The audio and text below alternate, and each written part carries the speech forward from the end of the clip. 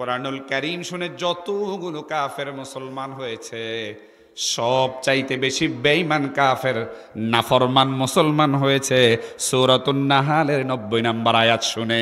আওয়াজ করে বলেন আল্লাহু আকবার।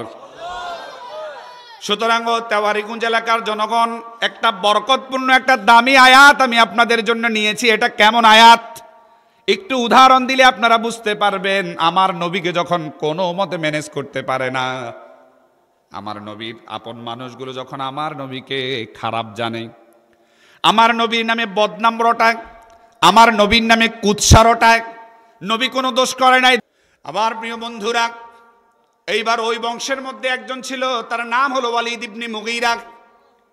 নিজের অনেক বড় মনে করে, লিটারারি মনে করে, সাহিত্যিক মনে করে, পোয়েট মনে করে, শায়ের মনে করে, সেই মনে করে, সেই মনে হয় সব কিছু বুঝে, অন্য কেউ মনে হয় বুঝে না।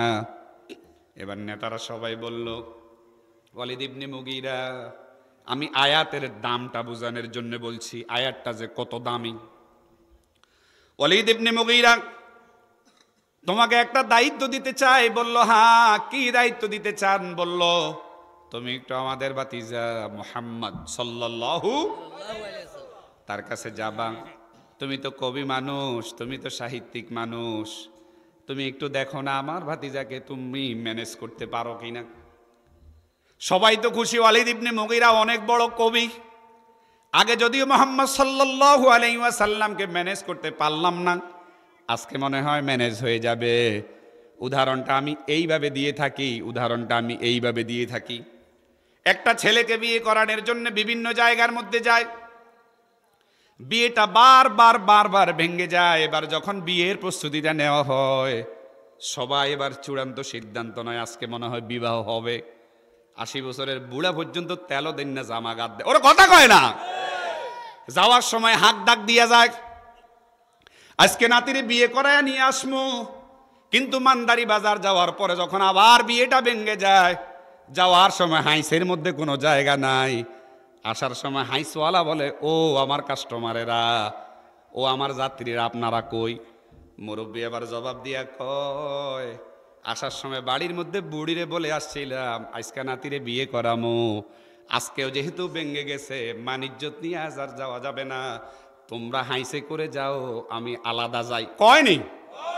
ঠিক তেমনি ভাবে মক্কার কাফের নেতারা ঘরের মধ্যে আজকে খুশি। ওয়ালিদ ইবনে মুগীরারে নবীর কাছে পাঠিয়েছে, নবীরে ম্যানেজ করে ফেলবে। যেভাবে বাড়ির মহিলারা খুশি, আজকে বাড়ির এই ছেলেটার বিয়ে হবে, সবাই মিলে গিয়েছে আনন্দ করে। কিন্তু বিয়ে যখন ভেঙে যায়, যাওয়ার সময়ের সিংহের গর্জনালা মানুষগুলো আসার সময় বিলাইয়ের বাচ্চার মতো হয়ে যায়। ঠিক তেমনি ভাবে কাফের নেতারা আজকে অনেক বেশি খুশি, যদিও 2 পা, আজকে আনন্দে তারা হয়ে গিয়েছে 4 পাওয়ালা। তারা যেন বুঝাতে চায় আজকে মনে হয় মোহাম্মদরে ম্যানেজ করতে পারবে, কিন্তু না, মোহাম্মদকে তারা ম্যানেজ করতে পারে নাই। আওয়াজ করে বলেন আল্লাহু আকবার। ওয়ালিদ ইবনে মুগীরা তিনিও গেলেন। মক্কার নেতারা, কাফের নেতারা, তারা তো খুশিতে আনন্দে আত্মহারা, আজ হয়তোবা ম্যানেজ হয়ে যাবে।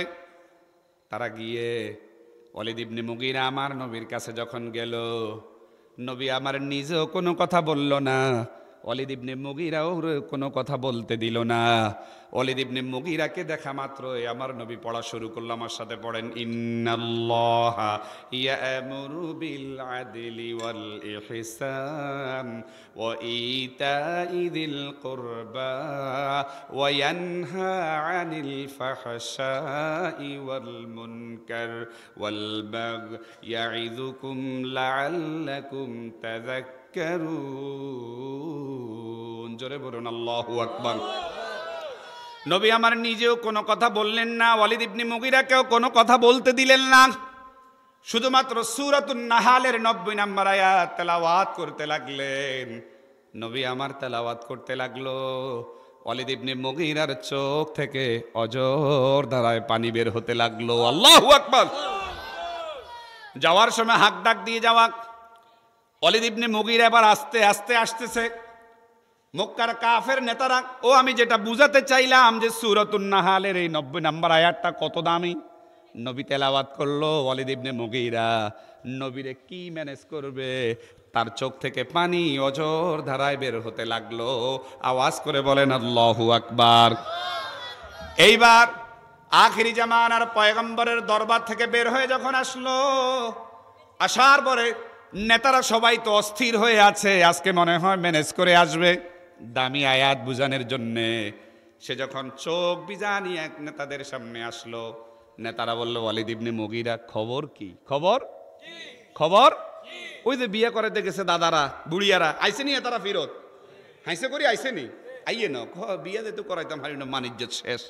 ওয়ালিদ ইবনে মুগীরা এসে বলল, ও আমার বংশের মানুষেরা, শোনো, আমাকে তোমরা যার কাছে পাঠিয়েছ সে আমাদের ভাতিজা, কিন্তু সে যেটা তেলাওয়াত করেছে এটা দুনিয়ার কোন মানুষের বানানো কোনো কথা নয়, এটা আসমানি একটা কিতাব। আওয়াজ করে বলেন আল্লাহু আকবার। নেতারা কি কয় জানেননি? বুঝছি, তুমিও বুঝি ম্যানেজ হয়ে গেছে। আল্লাহু আকবার বলতেন না? তার মানে এই কোরআন এত দামি, কোরআনের সঙ্গে স্পর্শে যে চলে যায় আল্লাহ তাআলা তার দিলটাকে নরম করে দেয়। আওয়াজ করে বলেন আল্লাহু আকবার। এটা হলো সে একটা দামি আয়াত। আল্লাহ সুবহানাহু ওয়া তাআলা বলতেছে, মূল আলোচনা শুরু, ইন্নাল্লাহা ইয়া'মুরু বিল আদল। ওলামায়ে কেরাম আছেন, নামাজি ব্যক্তির অভাব নাই, রোজাদার ব্যক্তির অভাব নাই, হজ করেওয়ালা ব্যক্তির অভাব নাই, ইনসাফওয়ালা ব্যক্তির বড়ই না। জোরে বলতে হবে ভাই। বাবা সন্তানদের প্রতি ইনসাফ করে না, বাবা মেয়েদের প্রতি ইনসাফ করে না, কমিটি তার ইমামের প্রতি ইনসাফ করে না, ইমাম তার কমিটির প্রতি ইনসাফ করে না, সমাজ তার অধীনস্থ মানুষের প্রতি ইনসাফ করে না, মাহফিল কমিটি বড় বক্তাদেরকে যা করে ছোট বক্তাদের সাথে ইনসাফ করে না, ওরা কথা কয় না। আচ্ছা, আয়াতটা বলছি কে? নামাজ যেভাবে আল্লাহ বলেছেন, রোজার কথা যেভাবে বলেছেন, হজের কথা সেইভাবে বলেছেন, আরো বলকে ধমক দিয়ে বলেছেন। শুনেন, যে কোনো আয়াতের শুরুতে ইন্না, আন্না, কাআন্না, লাইতা, লাআল্লা এগুলো যখন থাকে তখন সে আয়াতটা মজবুতির আয়াত হিসেবে গ্রহণ করা হয়, ধমকের শক্ত কথার। আল্লাহু আকবার বলেন। আল্লাহ যেন বুঝাতে চাইলো নামাজি ব্যক্তির অভাব হবে না, রোজাদার ব্যক্তির অভাব হবে না, হাজী সাহেবের অভাব হবে না, তবে ইনসাফ করনেওয়ালা ব্যক্তির বড়ই অভাব হবে। ও দুনিয়ার মানুষ, আমি আল্লাহ ইনসাফের কথা তোমাদেরকে বলতেছি। আওয়াজ করে বলেন আল্লাহু আকবার। বলেন, এবার বলেন, সমাজে কি ইনসাফ আছে? বাবা বড় ছেলের প্রতি বেশি মায়া দেখায়, ছোটটাকে দেয় না।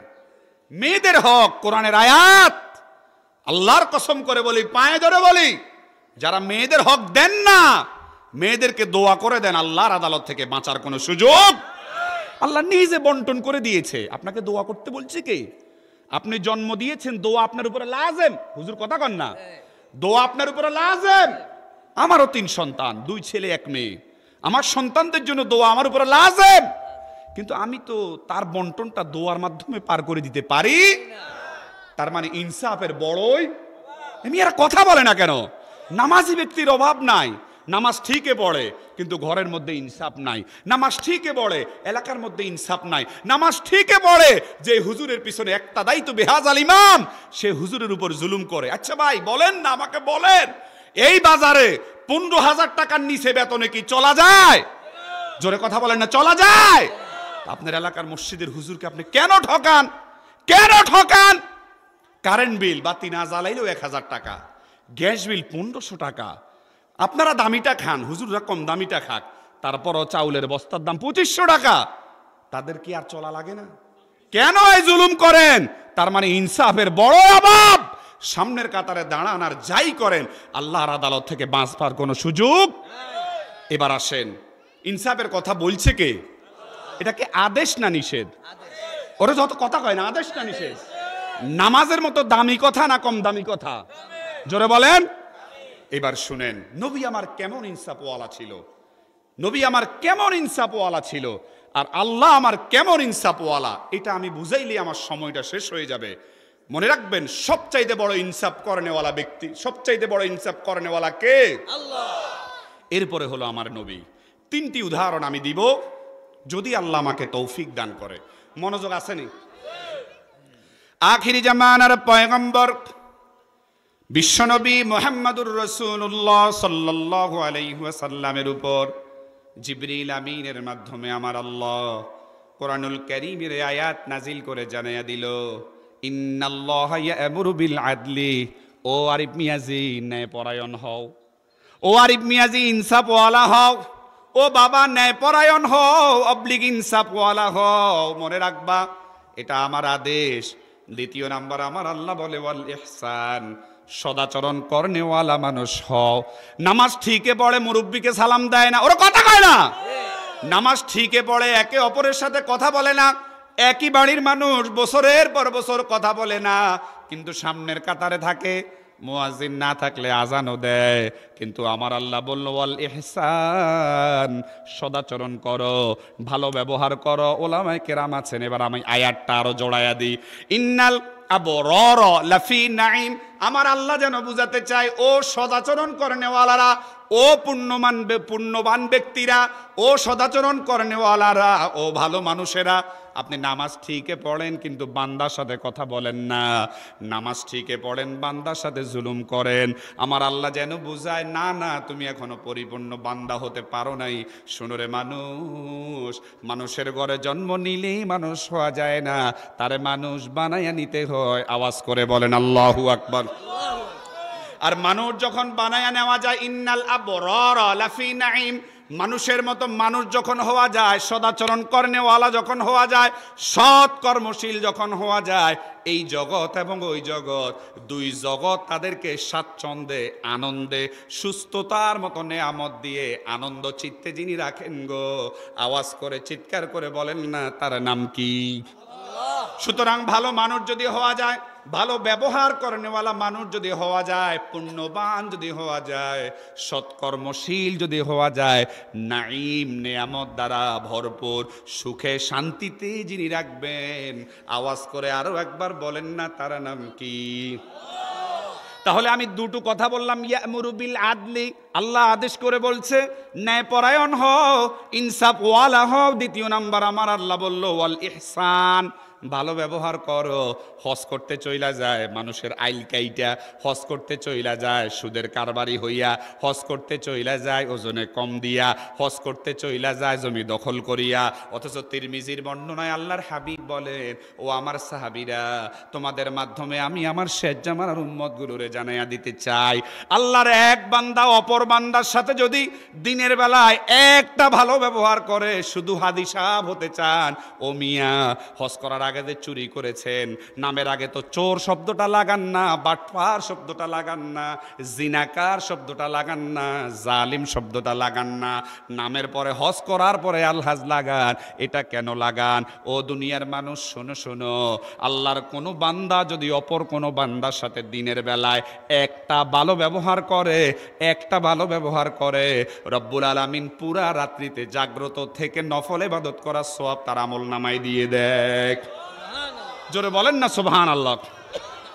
সে হজ করতে চলে যায়, ওমরা করতে চলে যায়, তাবলিগে চলে যায়, মসজিদে টাইস করে দেয়, কিন্তু মুরব্বিকে সালাম দেয় না, মা বাবার খেদমত করে না, ছোটকে স্নেহ করে না, এলাকার মানুষকে দাম দেয় না, অপরজনের সাথে কথা বলে না। আসেনি এমন?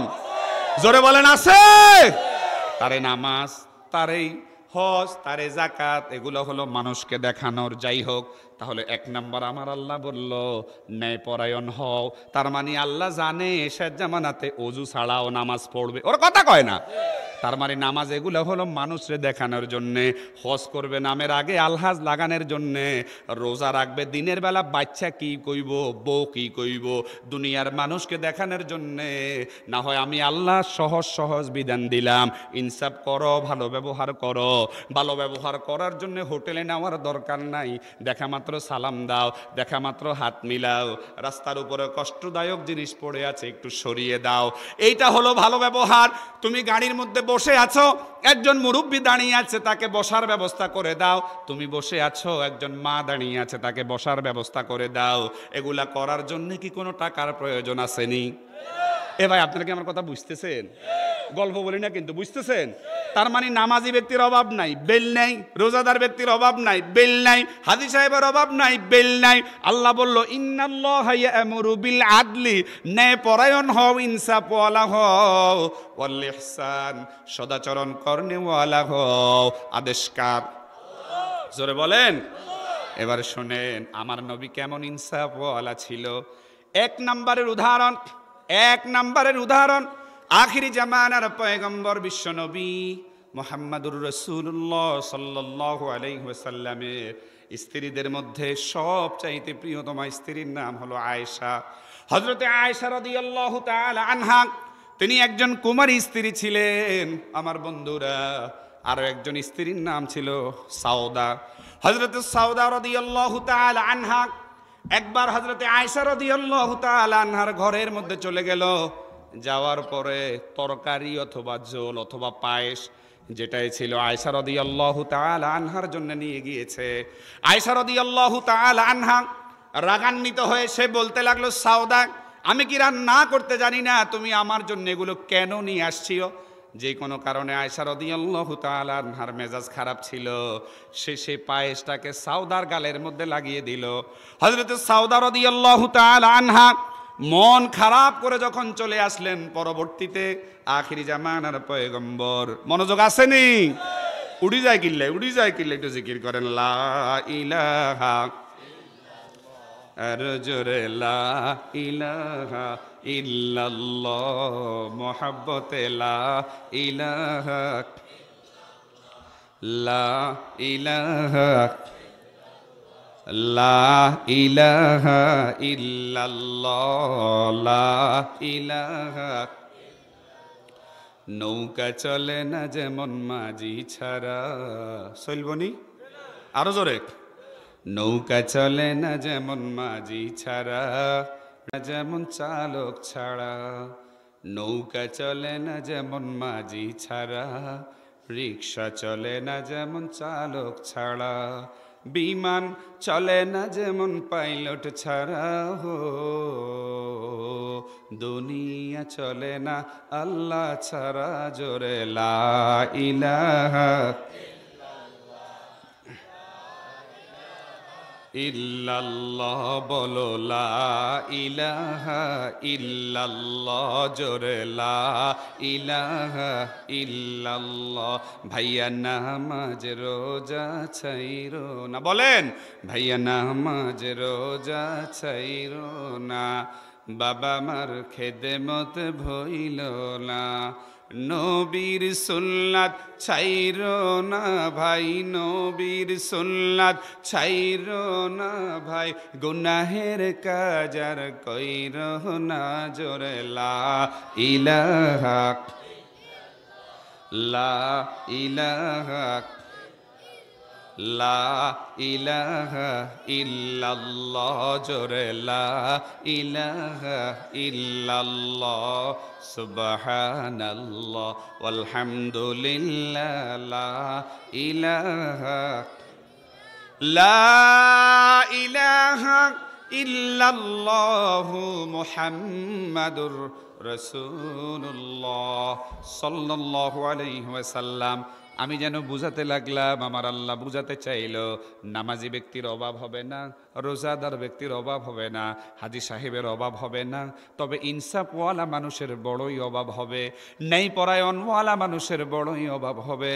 হজ করতে চলে যায়, তাবলিগে চলে যায়, উমরা করতে চলে যায়, কিন্তু সালাম একটা ভালো কাজ, সালাম একটা নবীর সুন্নাহ। হুজুর সালাম দেয় না, হুজুর চিন্তা করে আমার কমিটি আমারে সালাম দিবে, আমার মুসল্লি আমারে সালাম দিবে, মুসল্লি আবার চিন্তা করে খতিবে আমারে সালাম দিবে, মা চিন্তা করে সন্তান আমারে সালাম দিবে, সন্তান চিন্তা করে মা আমাকে সালাম দিবে, একে অপরের সালামের আশা করে। ও আমার বন্ধুরা, এই যে ভালো কাজ, এগুলো সমাজ থেকে উঠে গিয়েছে। এই কারণে আল্লাহর রহমত সমাজের মধ্যে কম না বেশি? জোরে বলেন। এইবার ইনসাফের কথা, এটা কিন্তু আদেশ ফরজের মতো। আপনি শুধু নামাজ পড়লেন কিন্তু ইনসাফ প্রতিষ্ঠা করতে পারলেন না, হাসরের ময়দানে বাঁচার কোনো সুযোগ নাই।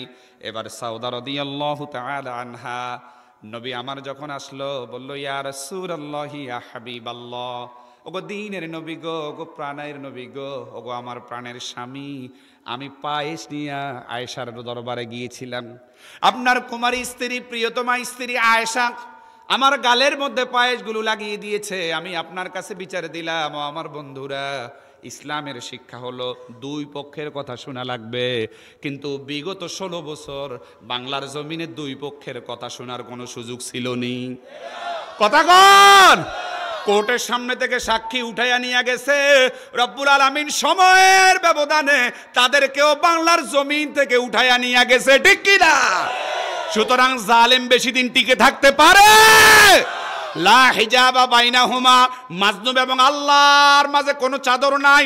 আমি যদি চিন্তা করি সারা জীবন আমি ক্ষমতা থাকবো, না না না না না না না, জুলুমের মাত্রা যখন বেশি হয়ে যায় আমার আল্লাহ ধরে ধরে ধরে ধরে ধরে ধরে না, ধরলে আল্লাহ, ধরলে আল্লাহ কোথায় 41 সাল 5 মাস পরে থাকার কোনো সুযোগ পায় নাই।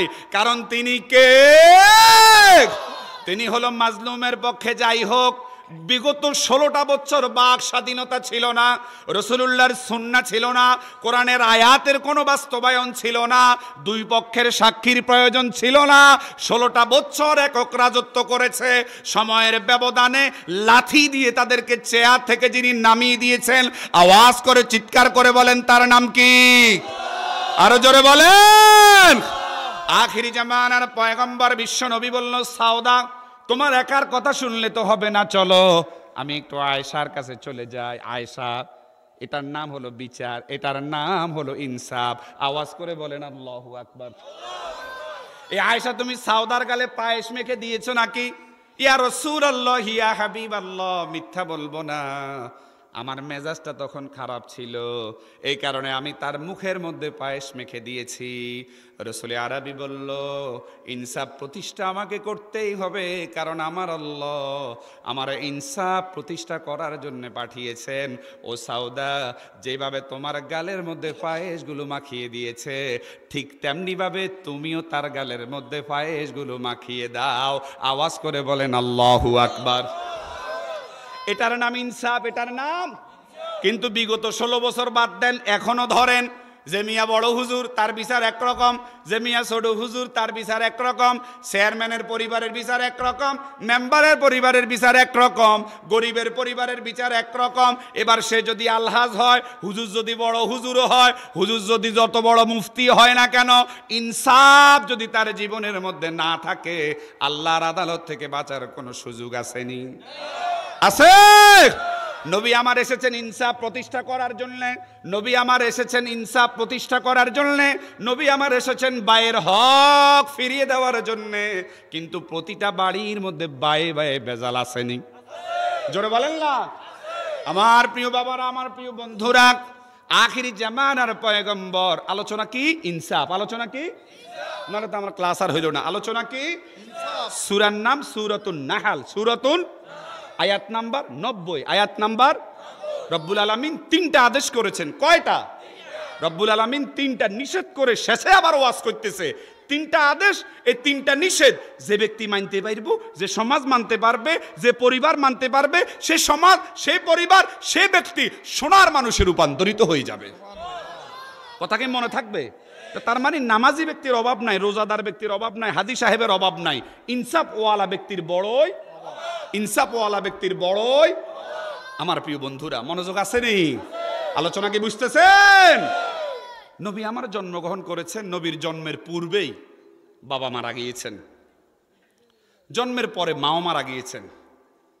নবী যখন জন্মগ্রহণ করেন, ওই বাজারে মক্কাতে সপ্তাহে একদিন বাজার বসতো। তায়েফের মহিলারা বাজারে আসতো, বাচ্চাগুলোকে লালন পালন করার জন্য নিয়ে যেত। শিক্ষণীয় বিষয় ইনসাফ। শিক্ষণীয় বিষয় কি?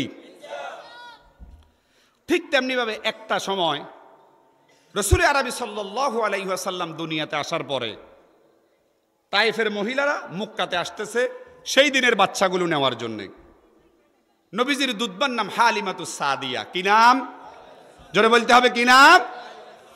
হালিমাতুস সাদিয়া এবং তার প্রাণের স্বামী, তারা যে বাহন করে আসতেছে সে বাহনটা ছিল দুর্বল।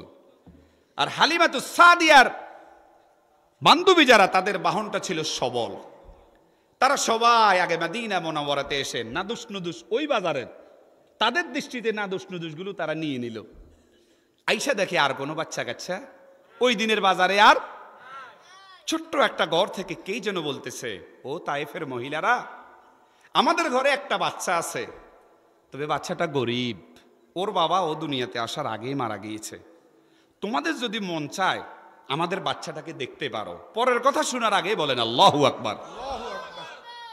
হালিমাতুস সাদিয়া এবং তার প্রাণের স্বামী পরিকল্পনা করে, আলোচনা করে বলল, কষ্ট করে যেহেতু আসছি, একটু যাই না, একটু দেখি না। এবার তারা ঘরে ঢুকলো।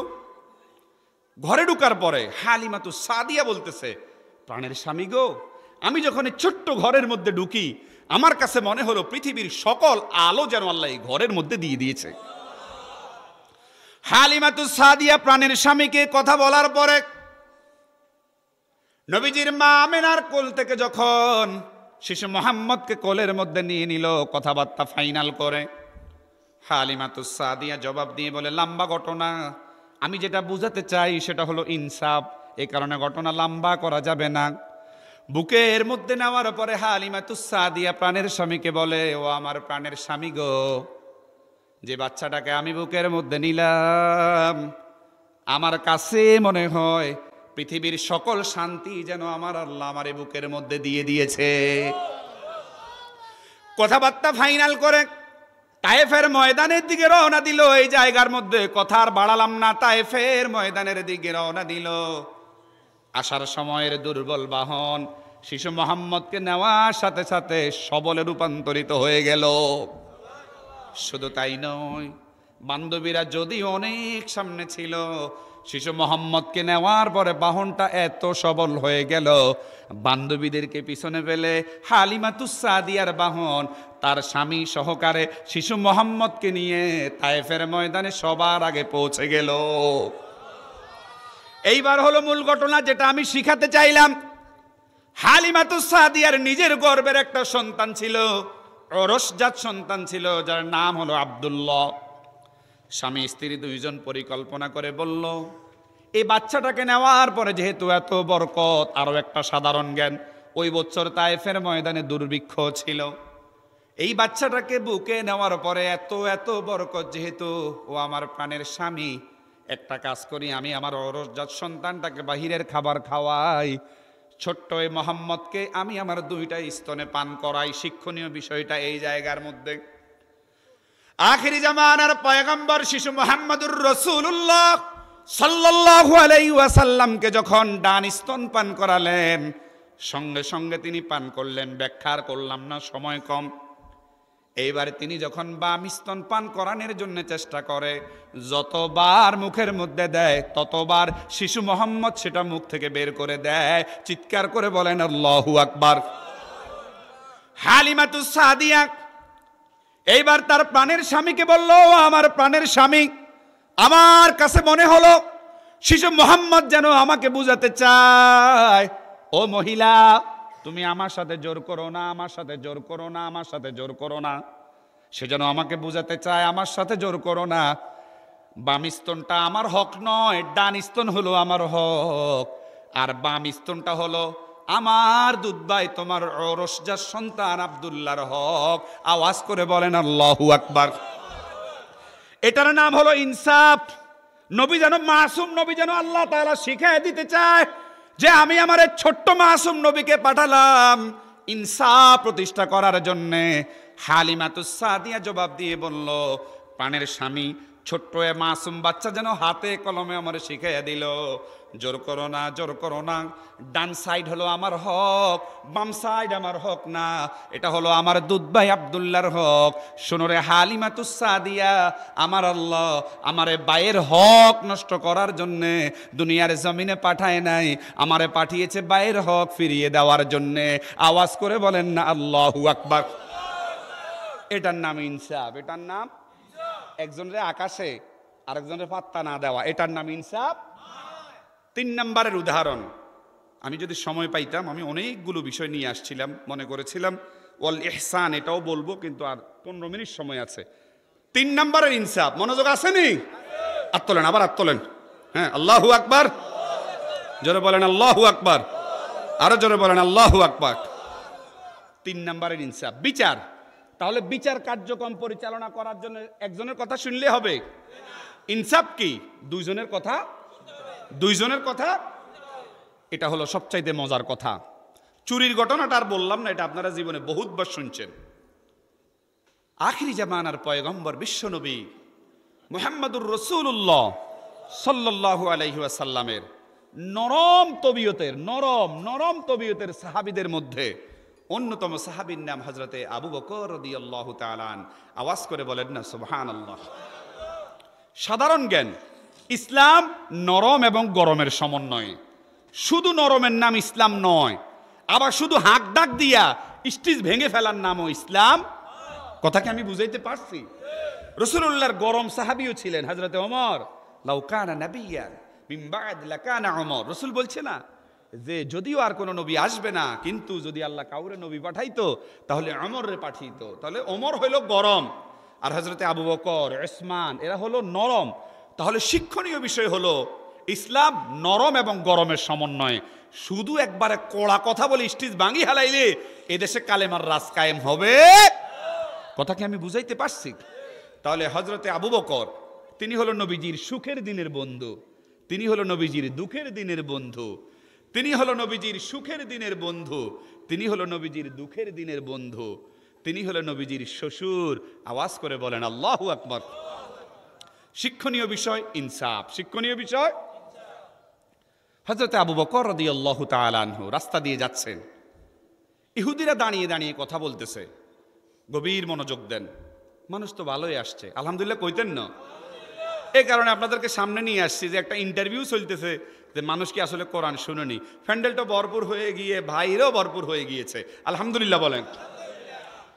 মনে রাখবেন। আচ্ছা, তার আগে আপনাদের কাছে বলি, ধরেন আপনাদের এলাকার একজনের বয়স 80 বছর। কত বছর?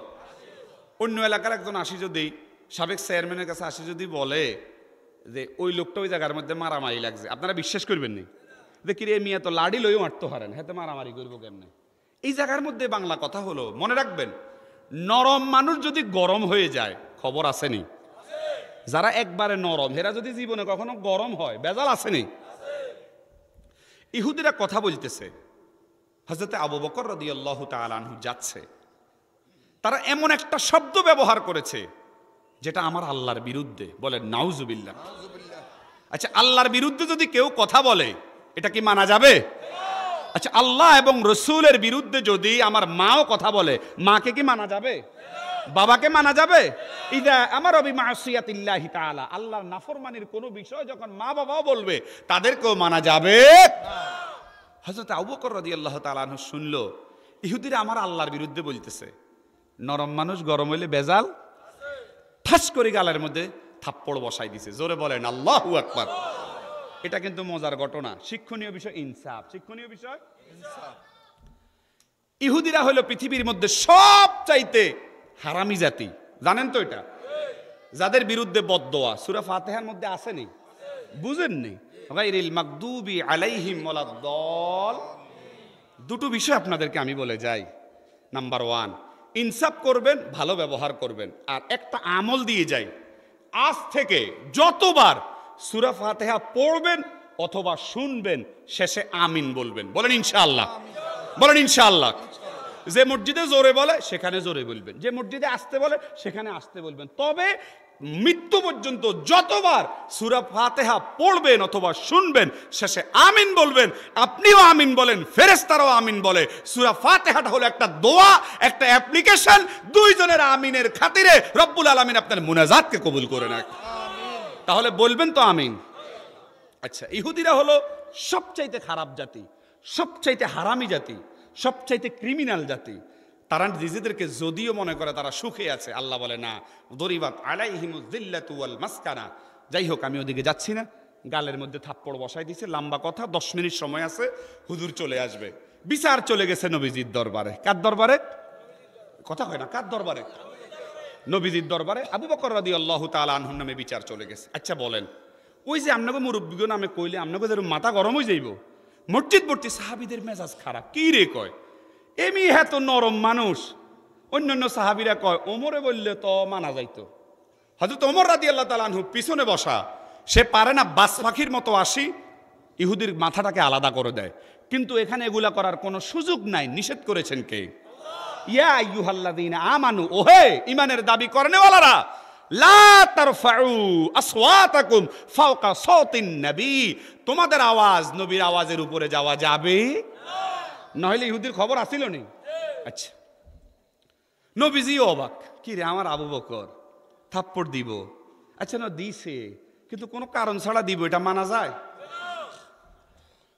নবীজি বলল, ঠিক আছে, তুমি যেহেতু বিচার নিয়ে আসছো, বিচার তো পরিচালনা করাই লাগবে। মসজিদ ভর্তি সাহাবীদের ভিতরে পিনপতর নীরবতা, মনের কষ্ট, কলিজা ফেটে যাচ্ছে, চর্মচোখ দিয়ে পানি বের হচ্ছে, কিন্তু কিছু বলার, কারণ বিচার কার্যক্রম পরিচালনা করছেন বিশ্বনবী মুহাম্মদুর রাসূলুল্লাহ সাল্লাল্লাহু। সময় কম, আখিরি জামানার পয়গম্বর হযরতে আবু বকরকে ডাক দিয়ে বলল, আবু বকর, ঘটনাটা খুলে বলো, তুমি ইহুদিকে কেন থাপ্পড় মেরেছ? ইহুদি তো বলতেছে অন্যায়ভাবে তুমি থাপ্পড় মেরেছ। সিদ্দিক আকবর চোখের পানি ছেড়ে দিয়ে বলল, ইয়া রাসূলুল্লাহ, ইয়া হাবিবাল্লাহ, আমার নাম হলো আবু বকর। নামের পাশে সিদ্দিক আপনি লাগাইছেন, মিথ্যা বলার সুযোগ নাই, আর আমি মিথ্যা বলতেও পারবো না। বিচার যেহেতু আপনার আদালতে চলে আসছে, বিচার যেহেতু আপনি করবেন, বিচার কার্যক্রম পরিচালনার পূর্বে আমি অনুমতি চাই বেয়াদবটাকে আরো একটা থাপ্পড় দেওয়ার। আওয়াজ করে বলেন আল্লাহু আকবার। সিধা মানুষ গরম হইলে বেজাল আসেনি? এইবার সাহাবীরা বুঝছে কোনো একটা বেজাল তো লাগাইছে। নবী আমার বলল, আবু বকর, কথা আর বাড়ানো যাবে না, তুমি ইহুদিকে অন্যায়ভাবে থাপ্পড় মেরেছ কিনা? হযরতে আবু বকর চোখের পানি ছেড়ে দিয়ে বলল, ইয়া রাসূলুল্লাহি, ইয়া হাবিবাল্লাহ, ওগো দ্বীনের নবী গো, অন্যায়ভাবে আমি থাপ্পড় মারি নাই। এই এই এই এই ঘটনা, ওই যে বলেছিলাম ইহুদিরা হলো মিথ্যুক জাতি, হারামি জাতি, কুলাঙ্গার জাতি। ইহুদি আবার বলল, না, আবু বকর মিথ্যা কথা বলে। নবী আমার বলল, আবু বকর, আমি জানি তুমি অন্যায় করতে পারো না, সাহাবীরাও জানে তুমি অন্যায় করতে পারো না, কিন্তু সিস্টেম ওয়ারি ইসলামের বিচার হলো, বিচার কার্যক্রম পরিচালনার জন্য সাক্ষীর প্রয়োজন। ইহুদির সাথে তো আরেকজন সাক্ষী আছে, তোমার কোনো সাক্ষী আছে নাকি? হযরতে আবু বকর চোখের পানি ছেড়ে দিল, কারণ থাপ্পড় দেওয়ার সময় ইহুদিরা ছিল, কিন্তু সেই জায়গার মধ্যে কোনো মুসলমান ছিল না। চোখের পানি ছেড়ে দিয়ে বলল, ইয়া রাসূলুল্লাহ, ইয়া হাবিবাল্লাহ, আমি যখন থাপ্পড় মেরেছি আমার সাথে কোনো সাক্ষী ছিল না, আর ইসলামের সিস্টেম যেহেতু ইনসাফ প্রতিষ্ঠা করা, সাক্ষীর প্রয়োজন। আমার যেহেতু কোনো সাক্ষী নাই, আপনি আমার বিরুদ্ধে যা রায় দিবেন আমি তাই মেনে নিব। মসজিদ ভর্তি সাহাবীদের ভিতরে কান্নার রোল পড়ে গেল। হায় রে, নবীও জানে আবু বকর মিথ্যা বলতে পারে না, সাহাবীরাও জানে আবু বকর মিথ্যা বলতে পারে না, কিন্তু ইনসাফ প্রতিষ্ঠা করার জন্য কি দরকার? আপনাকে দশ লাগেনি সাক্ষী? নবী আমার বলল, ইহুদি, আবু বকরের যেহেতু কোনো সাক্ষী নাই, হুজুরকে নিয়ে আসেন আমার আলোচনা শেষ পর্যায়ে। আবু বকরের যেহেতু সাক্ষী নাই, ও ইহুদি, আমি রায় দিয়ে দিলাম, আবু বকর তোমার যেইভাবে থাপ্পড় দিয়েছে তুমি সেইভাবে বসিয়ে দাও। মসজিদ ভর্তি সাহাবীদের মধ্যে কান্নার রোল পড়ে গেল, কিচ্ছু করার নাই। ইয়া আইয়ুহাল্লাযীনা আমানু লা তারফাউ আসওয়াতাকুম ফাওকা সাওতিন নবী, নবীর আওয়াজের চাইতে বড় আওয়াজ করা যাবে না, নবীর সিদ্ধান্তের বাহিরে যাওয়া যাবে না।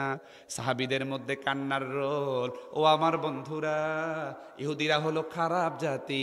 সে পরিকল্পনা করতেছে আবু বকর যদি কথার কথা তার 10 কেজি ওজনের থাপ্পড় বসায়, সে আবু বকরকে আরো বেশি ওজনের থাপ্পড় বসিয়ে অপমান করবে। কিন্তু আমার সাথে একটু আওয়াজ দিয়ে বলতে হবে, আবু বকরের যদিও কোনো সাক্ষী দুনিয়াবি ছিল না, আবু বকরের একজন সাক্ষী আছে গো। একটু চিৎকার করে আওয়াজ দিয়ে আকাশ বাতাসকে জানাইয়া বলেন না, তার নাম জানি কি? আল্লাহ আমার সহ্য করতে পারে নাই, কারণ আবু বকর নবীরও বন্ধু, আল্লাহরও বন্ধু। মসজিদ ভর্তি সাহাবীদের মধ্যে কান্নার রোল পড়ে গেল। ইহুদি যখন আবু বকরের গালের পাশে থাপ্পড়টা বসানোর জন্য যাবে, নবীর কাছে যখন কোরআন নিয়ে আসে, সে আসার কিছুটা আলামত আছে, আলামত উপলব্ধি হলো। নবী আমার বলল, ইহুদি থামো রে থামো, আমার কাছে মনে হয় আমার আবু বকরের সাক্ষী আমার আল্লাহ স্বয়ং নিজে হয়ে গিয়েছে। জিবরিল আইসা নবীকে বলল, ইয়া রাসূলুল্লাহ, ইয়া হাবিবাল্লাহ, আবু বকর শুধু আপনার একার বন্ধু নয়, আবু বকর শুধু আপনার একার বন্ধু নয়, আবু বকর আসমানওয়ালারও বন্ধু, আবু বকর আসমানওয়ালারও বন্ধু, আবু বকর আসমানওয়ালারও বন্ধু। দুনিয়ার কোনো মানুষ সাক্ষী হওয়ার প্রয়োজন নাই, আবু বকরের সাক্ষী আল্লাহ নিজে হয়ে গিয়েছে। আমার আল্লাহ জানাইয়া দিল, আয়াতটা শুনেন, এটাই হলো ইনসাফের কথা।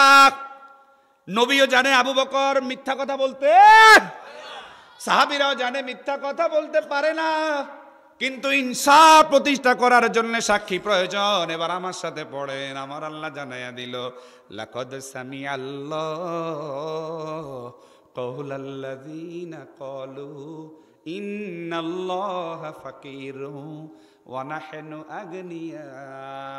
আমার আল্লাহ নিজে সাক্ষী হয়ে আয়াত নাজিল করে দিল। আওয়াজ করে বলেন না আল্লাহু আকবার। আল্লাহ জানায়া দিয়া বলল, হাবিব আমার, বন্ধু আমার, আবু বকরের কোনো সাক্ষীর দরকার ছিল না, কোনো সাক্ষীও ছিল না, সাক্ষী আমি আল্লাহ নিজে হয়ে গিয়েছি। শুনেন, লাকাদ সামিআল্লাহু, আমি আল্লাহ নিজে শুনেছি, কাওলাল্লাযীনা ক্বালু, তারা যে কি বলেছে, তাদের কথোপকথনটা কি হয়েছে, দুনিয়ার কেউ শুনে নাই, আমি আল্লাহ নিজে শুনেছি। আওয়াজ করে বলেন আল্লাহু আকবার। আল্লাযীনা ক্বালু ইন্নাল্লাহা ফাকীরুন ওয়া নাহনু আগনিয়া, তারা বলেছিল ইন্নাল্লাহা, নিশ্চয় আল্লাহ, ফকির, আল্লাহ নাকি ফকির। চিৎকার করে বলেন নাউজুবিল্লাহ। আসলে কি আল্লাহ ফকির? সবচাইতে ধনী কে?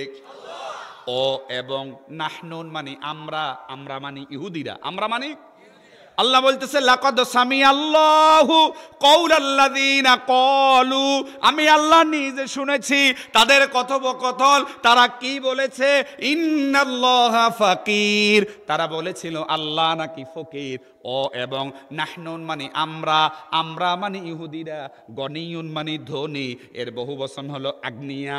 তারা বলেছিল আল্লাহ নাকি গরিব আর তারা নাকি ধনী।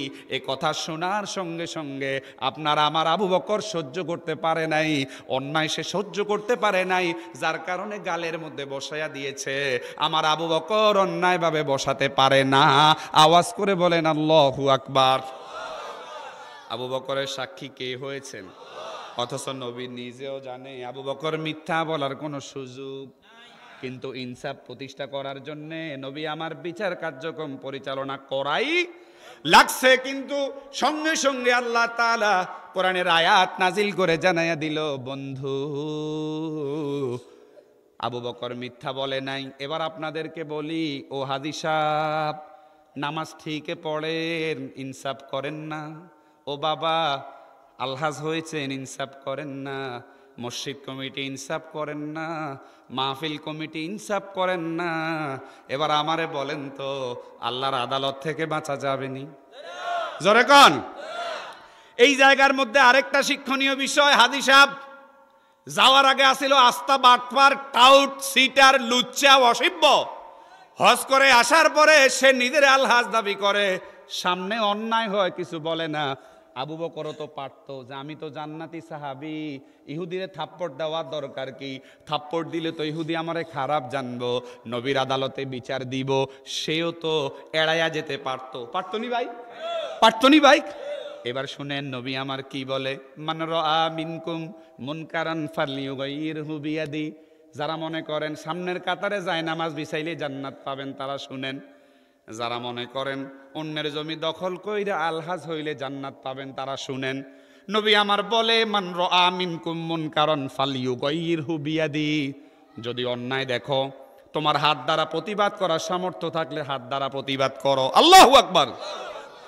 হাতের শক্তি যদি না থাকে, ফাইল্লাম ইয়াস্তাতি ফাবিলিসানি, তাহলে তুমি জিহ্বা দ্বারা প্রতিবাদ করো।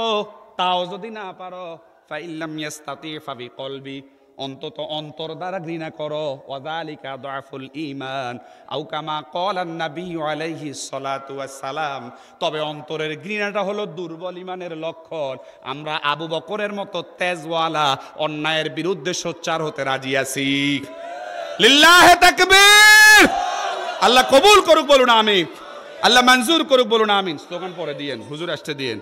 আল্লাহ সুবহানাহু ওয়া তাআলা কোরআনুল কারীমের এই আয়াতে যে কথা বলেছেন যে ইনসাফ ওয়ালা হওয়ার জন্যে, ভালো ব্যবহার করণে ওয়ালা হওয়ার জন্যে, আল্লাহ আমাদেরকে কবুল করুক, বলুন আমিন।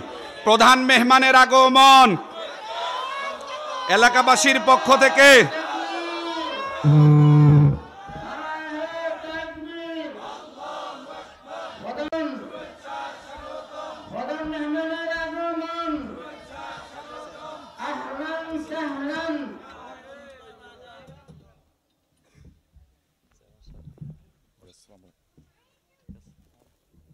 Mm-hmm.